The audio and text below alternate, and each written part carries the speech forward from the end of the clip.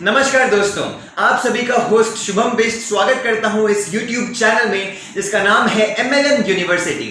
दोस्तों, आज हम एक नया वीडियो लेके प्रस्तुत हुए हैं जिसका मकसद है, अगर आप में से कोई एक नया MLM कंपनी स्टार्ट करना चाहता है तो दोस्तों आपको किन किन बातों का ध्यान रखना होता है और आप कैसे अपने बिजनेस प्लान को डिजाइन कर सकते हो वो हम आज इस वीडियो से समझेंगे। तो दोस्तों, इस वीडियो को शुरू से आखिरी तक जरूर देखें और हो सके तो नोटबुक और पेन निकाल के बैठिए। तो बिना किसी देरी के दोस्तों शुरू करते हैं आज के ये वीडियो।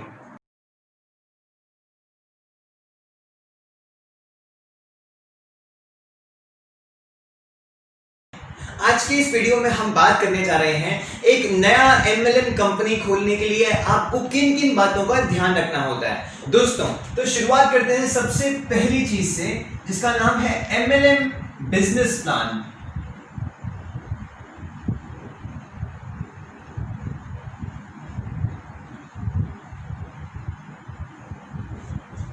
अगर आप एक नेटवर्कर हैं और आपने कई MLM कंपनीज में ग्राउंड लेवल पे 5, 6, 8 साल काम किया है या फिर 2-3 साल काम किया है, फिर भी दोस्तों आपको MLM बिजनेस प्लान बनाने में कुछ दिक्कतें आ सकती हैं। दोस्तों, आपकी कंपनी का जो बिजनेस प्लान होगा उसी को देखकर लोग आपकी कंपनी में ज्वाइन करेंगे। कभी कभी ऐसा भी होता है कि प्रोडक्ट्स चाहे कितना भी अच्छा हो, लेकिन अगर बिजनेस प्लान प्रॉफिटेबल नहीं है तो लोग आपकी कंपनी में ज्वाइन नहीं करते हैं। तो दोस्तों, MLM बिजनेस प्लान बनाते समय आपको बहुत सारी चीजों का ध्यान रखना होता है, जैसे कि company profit, income distribution, GST management, products cost and extra expenses. जैसे कि हमने पहले ही वीडियो में इन 5 पॉइंट्स के बारे में डिस्कस किया गया है। दोस्तों, इस वीडियो के आखिरी में मैं आपको MLM बिजनेस प्लान के अंदर बाइनरी प्लान कैसे बनाते हैं और कितना डिस्ट्रीब्यूशन रखना चाहिए, इन बातों के बारे में कंसेप्ट क्लियर कर दूंगा।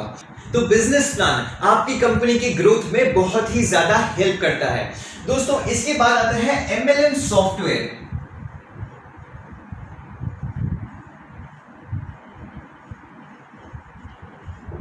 जब भी आप एक नई MLM कंपनी खोलते हो तो आपकी सॉफ्टवेयर, आपका होस्टिंग एंड आपका कैलकुलेशंस बहुत ही ज्यादा मायने रखता है। मैंने बहुत सारे MLM कंपनी ओनर्स के साथ बात की है, उनका बिजनेस प्लान डिजाइन किया है, उनको 0 से 100 लेवल तक जाते हुए देखा है। दोस्तों, MLM सॉफ्टवेयर में कैलकुलेशंस बहुत ही ज्यादा मायने रखती है। MLM सॉफ्टवेयर अगर चीप क्वालिटी का है, अगर सस्ता MLM सॉफ्टवेयर है, अगर डुप्लीकेट MLM सॉफ्टवेयर है तो उसमें कैलकुलेशंस, इसमें बहुत ही ज्यादा मिस्टेक होती है। दोस्तों, मार्केट से कहीं से भी चीप सॉफ्टवेयर, सस्ता सॉफ्टवेयर अगर आप ले लेते हैं तो उसमें सबसे ज्यादा खतरा होता है कैलकुलेशंस का और एक अच्छी होस्टिंग का।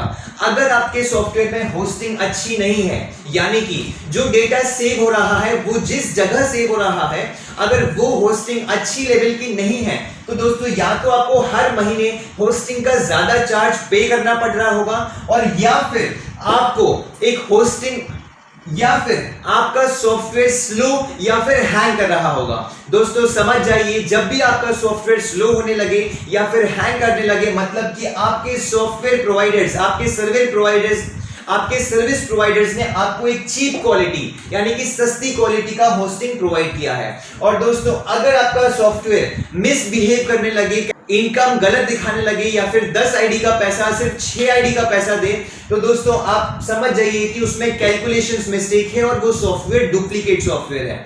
दोस्तों, MLM सॉफ्टवेयर आपकी कंपनी की ग्रोथ में बहुत ही ज्यादा मायने रखता है, बिकॉज सारे नेटवर्कर जब काम करके अपने नीचे डाउनलाइन जोड़ते हैं तो MLM सॉफ्टवेयर के द्वारा ही वो आपकी कंपनी में जोड़ता है। तो अगर MLM सॉफ्टवेयर अच्छे से काम नहीं करेगा तो आपकी कंपनी में बहुत ही नेगेटिविटी फैल सकती है। दोस्तों, थर्ड टॉपिक आता है लीगल डॉक्यूमेंट्स, जिसको लेकर हर व्यक्ति के मन में सवाल उठते हैं। मुझे कौन से लीगल डॉक्यूमेंट्स की रिक्वायरमेंट होती है, क्या मुझे प्राइवेट लिमिटेड फर्म रजिस्टर करना होता है, क्या मैं LLP से काम चला सकता हूं, क्या मुझे ट्रस्ट ओपन करना होगा, क्या मैं एनजीओ ओपन कर सकता हूं? दोस्तों लीगल डॉक्यूमेंट्स में भी बहुत सवाल आपके मन में उठ रहे होंगे। लीगल डॉक्यूमेंट्स को लेके हम लोग एक नया वीडियो बनाएंगे जिसमें मैं आपको बताऊंगा कि एक नई एमएलएम शुरू करने के लिए आपको किन किन लीगल डॉक्यूमेंट्स का रिक्वायरमेंट होता है, और नहीं तो आप ऊपर दिए गए नंबर पे संपर्क कर सकते हैं और मैं आपको फोन पे या फिर मेरी टीम आपको फोन पे पूरा गाइडेंस दे देगी। दोस्तों इसके बाद आता है फोर्थ टॉपिक जिसका नाम है प्रोडक्ट्स। जैसे कि आप सभी को पता है कि प्रोडक्ट्स के लिए हमने एक नया प्लेलिस्ट जारी किया है जो कि आप हमारे एमएलएम चैनल पे देख सकते हैं। एंड प्रोडक्ट्स के लिए सारी जानकारियां हमने उस प्लेलिस्ट में डाल दी है। किस तरह का प्रोडक्ट्स आपको रखना चाहिए, किस में कंपनी को फायदा होगा, किस में कस्टमर को फायदा होगा, किस में जीएसटी मैनेज हो सकता है, किस में आप लीगली जीएसटी बचा सकते हो और किस में आपकी कंपनी और कस्टमर्स दोनों को प्रॉफिट होगा। तो दोस्तों एमएलएम प्रोडक्ट्स की जानकारी के लिए नीचे दिए गए डिस्क्रिप्शन में प्लेलिस्ट की लिंक आपको मिल जाएगी, उसमें आप प्रोडक्ट्स के लिए डीप जानकारियां ले सकते हैं। दोस्तों प्रोडक्ट्स के अंदर दो तरह के प्रोडक्ट्स आते हैं, एफएमसीजी और सर्विस बेस्ड प्रोडक्ट। दोस्तों आज के जमाने में एफएमसीजी और सर्विस बेस्ड प्रोडक्ट्स दो तरह के प्रोडक्ट मार्केट में अवेलेबल हैं। इन दोनों प्रोडक्ट का बहुत ही धूमधाम से लोग इस्तेमाल कर रहे हैं। तो दोस्तों ये थी 4 मेन बातें जिसका आपको ध्यान रखना बहुत ही ज्यादा अनिवार्य है। और जैसे कि मैंने आपको वीडियो के स्टार्टिंग में बताया था कि अब मैं आपको बताऊंगा कि एमएलएम बिजनेस प्लान बनाते समय बाइनरी बिजनेस प्लान में किस तरह से कैलकुलेशंस होती हैं और कैसे आपको अपना बिजनेस प्लान सेट करना है। तो दोस्तों चलिए बात करते हैं बाइनरी बिजनेस प्लान के बारे में। Binary business plan, 2 leg business plan, right leg and left leg. दोस्तों जैसे कि आप लोग जानते हैं कि इस बाइनरी बिजनेस प्लान में भी हम हमेशा 5 चीजों की बात करते हैं। सबसे पहला होता है कंपनी प्रॉफिट, दूसरा होता है प्रोडक्ट्स, तीसरा होता है इनकम डिस्ट्रीब्यूशन,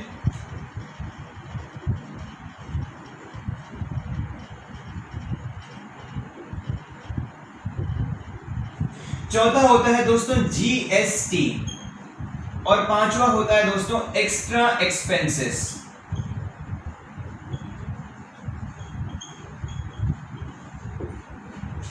इन 5 चीजों को मिला के बनता है एक बिजनेस प्लान। अब चाहे वो बाइनरी बिजनेस प्लान हो, जनरेशन बिजनेस प्लान हो, मैट्रिक्स बिजनेस प्लान हो, सिंगल लेग बिजनेस प्लान हो, यूनिलेवल बिजनेस प्लान हो, हेल्पिंग बिजनेस प्लान हो, क्राउड फंडिंग बिजनेस प्लान हो, ऑस्ट्रेलियन बाइनरी हो, कोई भी हो, इन 5 चीजों को मिला के ही एक बिजनेस प्लान बनाया जाता है।